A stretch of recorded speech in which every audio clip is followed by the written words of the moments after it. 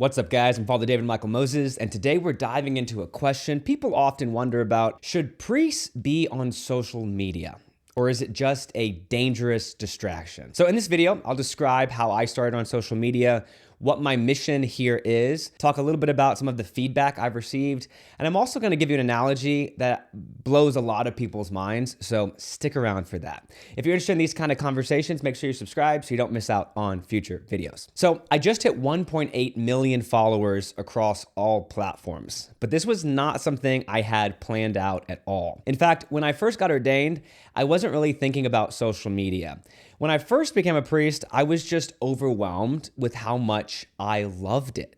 I just loved parish work, saying mass, hearing confessions, going by the school to see the kids, hanging out with the young adults. It's not easy work, but it is so meaningful. And I just remember thinking, when I was 16 and I was discerning the priesthood, I wish I had known how beautiful this was. I thought, since I'm a priest now, I know what we do all day, maybe I should make a video about it. And maybe some young guys thinking about priesthood will see it and they'll find it helpful. And thankfully, I do have some background in video production. I actually made videos for the art gallery when I was in college, as well as for the seminary when I was there. So I had some gear and the basic skills to do it. So the next day, as I was kind of thinking through this, the next day I was actually baptizing quintuplets. And I thought, this is probably a once in a lifetime kind of thing. I should probably film this. And I also had a wedding that day and confessions. I did not film those. And we had a young adult group meeting. So I just took clips throughout the day, put them all together, and put the video online. And the response really wasn't what I expected. I'd expected there would be a few guys saying, hey, thanks for showing me the practical side of priesthood. And there were certainly those kind of comments, but instead, it seemed like a lot of different people found it interesting and helpful what priests did all day. So I kind of thought, maybe there's something here. Maybe I should lean into this. With my very busy priest schedule at the parish, it took me several months to get a good system for making videos, which I'll outline for you in a moment, so I could post more consistently. But I finally figured that out. And yeah, we just hit 1 million followers on Instagram. We have close to 400,000 on TikTok and about 200,000 on YouTube. But here's the thing. What I love seeing the most is the comment saying, I'm an atheist. I don't know why I'm watching a priest, but hey, this seems cool. I followed. Those to me are the best because Jesus' great commission was to go out to all the nations. But what does that look like today? A friend of mine said recently to me, he said, people don't let you into their homes, but they let you into their phones. If we're looking as Christians for effective ways of reaching people, hey, today, that's the internet. One thing people ask a lot is, as a priest, how do you have time to use social media? And really, the fact that my time is so limited is the reason I use social media.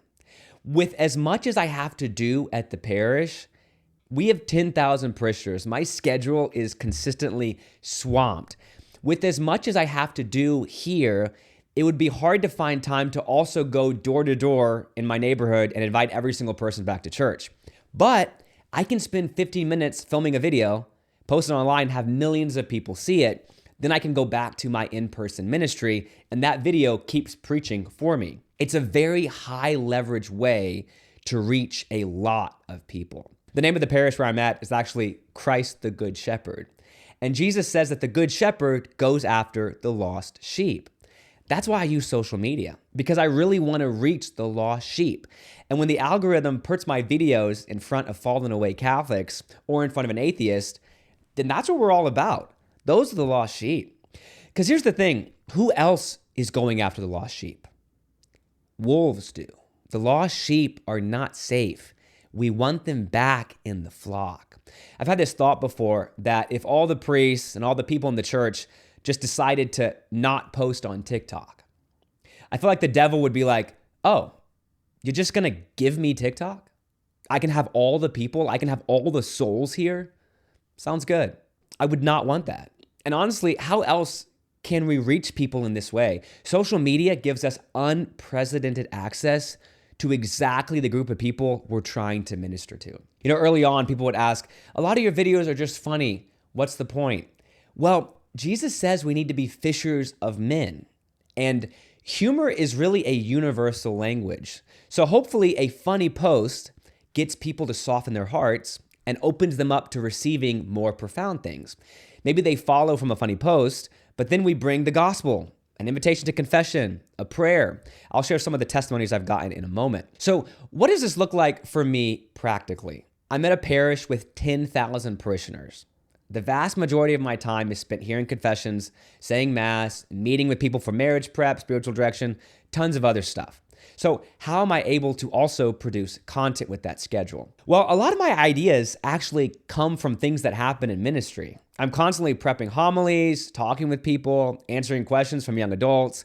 So a lot of it flows naturally. And I do look at the trends online, see how things will connect. And thankfully, I also have some people who will send me ideas. And I just try to keep track of all those. Then on my day off, or maybe a free Sunday afternoon, I'll try to record a batch of videos. I already have the camera set up in here with the lights and everything. So all I really do is I just come in here, I turn everything on, and I press record. This video right now that I'm doing will probably take about 10 or 15 minutes on my end.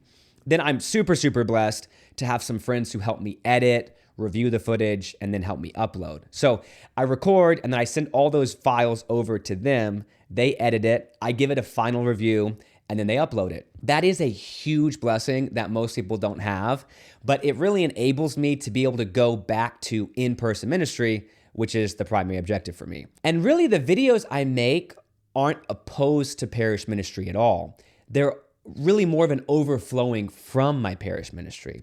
My parishioners watch and benefit from my videos. I actually had a dad come up to me after Mass the other day, and he had like tears in his eyes. And he was like, "Father, thank you so much for what you're doing online for my family. We all watch your videos throughout the week."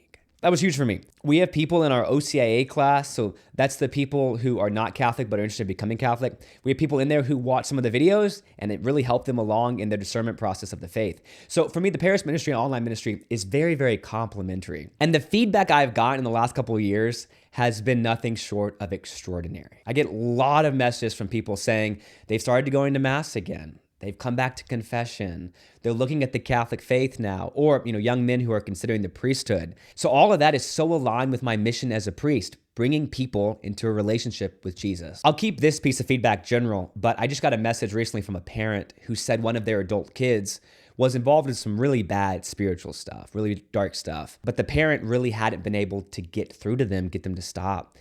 Then one day they came up to their parent and they said, "Hey, I found this priest online. It's pretty funny." Then they started watching the serious videos too. And the parent just told me, "Thank you so much for reaching my child in a way that I couldn't." There's honestly been so much good fruit.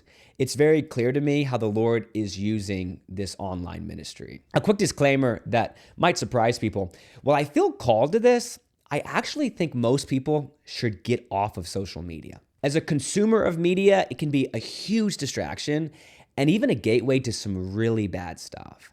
I honestly think most people should probably just delete the apps and do other things with their time. Go read good spiritual books, go hang out with your friends, go pray. And parents, I would strongly recommend keeping your kids off of social media. There are just too many unknowns and too many dangers. Actually, to that point, here's the analogy I use with people, and it's kind of blown some people's minds. It really clarifies a lot. So I always say social media is like a bad neighborhood. A bad neighborhood is a dangerous place to be. I wouldn't recommend my nieces and my nephews go live in a bad neighborhood. I wouldn't suggest walking around alone late at night in a bad neighborhood.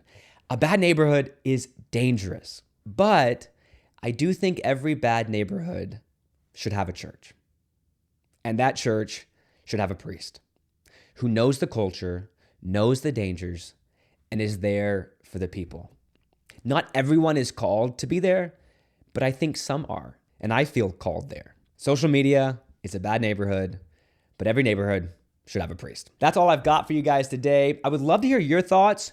Do you think priests should be on social media? Have you benefited from that? Are you concerned about that? Drop your comments below. And if you haven't yet, please make sure you subscribe. If you want more videos, you can check out this one here. And we'll see you guys next time. God bless.